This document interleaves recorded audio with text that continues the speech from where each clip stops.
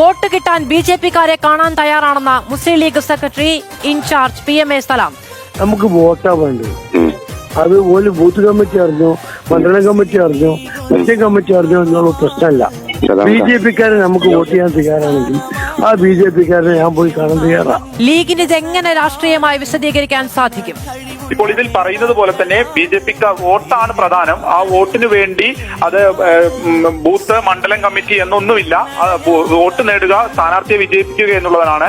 അതുകൊണ്ട് തന്നെ BJP-ക്കാർ വോട്ട് ചെയ്യാൻ തയ്യാറാണ് എന്നുണ്ടെങ്കിൽ അവരെ നേരിട്ട് പോയി കാണാനും തയ്യാറാണ് എന്ന് ലീഗിന്റെ ജനറൽ സെക്രട്ടറി തന്നെ പറയുകയാണ്.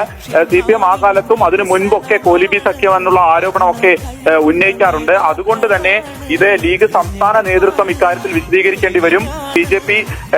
BJP-ക്കാരെ നേരിട്ട് പോയി കാണാമെന്ന് ലീഗിന്റെ ജനറൽ സെക്രട്ടറി പറയുമ്പോൾ അത് കൂടുതൽ പ്രതിരോധത്തിലാവും മുസ്ലിം ലീഗ് എന്നുള്ള കാര്യം ഒരു വസ്തുതയാണ്. ഈ ഓഡിയോ ക്ലിപ്പിന്റെ മറ്റ് വിശദാംശങ്ങളെയൊക്കെ സംബന്ധിച്ചും ലീഗിന്റെ ഒരു പരിശോധന ഇനി ഉണ്ടാകുമെന്നുള്ളത് തന്നെയാണ് ഇപ്പോൾ മനസ്സിലാവുന്നത്.